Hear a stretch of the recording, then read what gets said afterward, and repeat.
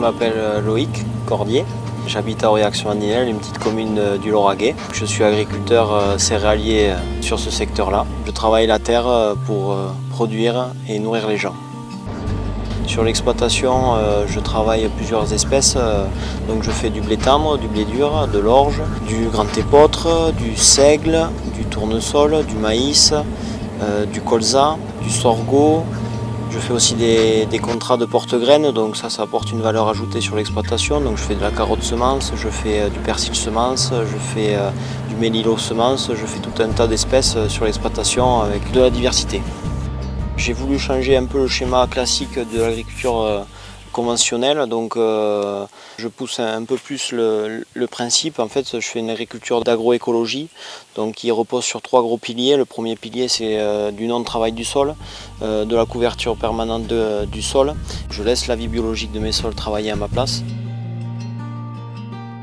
Les Moulins de Périne, c'est une société qui a été créée en 1998 par la famille Alibert, que j'apprécie énormément. Il y a quelque temps, ils ont vendu cette structure qui transformait leurs produits de la ferme à des agriculteurs, dont un, Baptiste Marquier, il y a 1 an, m'a demandé de l'aide pour reprendre les moulins et pour aussi apporter ma céréale, parce que je suis de la commune.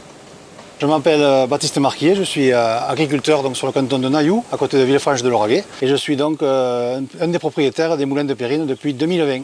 Et Loïc m'a rejoint en 2024. Je le connais depuis quelques années grâce au réseau Jeunes Agriculteurs. Chez les Moulins de Périne, on transforme les céréales produites localement, donc 100% Lauragais, en produits finis. Au Moulin de Périne, on vend tous nos produits à nous, produits à la ferme. On a fait le choix aussi de diversifier, de vouloir faire marcher d'autres producteurs locaux ou de qualité. On va vendre très bien du frais comme du fromage, de la viande, de la charcuterie. On vend aussi du vin, on vend aussi des produits bio. On produit en boulangerie des cookies et des sablés. C'est chouette de faire ces gâteaux avec notre farine, ça apporte vraiment une valeur ajoutée. On transforme le tournesol et le colza en huile, donc c'est de l'huile vierge. À différence des huiles industrielles, en fait, on n'utilise qu'un processus mécanique qui vient écraser la graine et on récupère l'huile. On a vraiment le goût du tournesol, on a vraiment le goût du colza. Aussi, on a une production de pâtes. Cette production, en fait, elle est faite avec la farine de nos moulins, séchée au four. Donc, on est sur un produit vraiment très simple. On est vraiment à cheval sur la qualité. On veut faire des produits de qualité qui soient bons aussi, parce que c'est important le bon, et aussi faire vivre les gens localement. Il y a tout un monde en fait autour de l'exploitation. C'est plutôt chouette de se dire je mange un produit de qualité et en plus ça fait vivre la vie locale.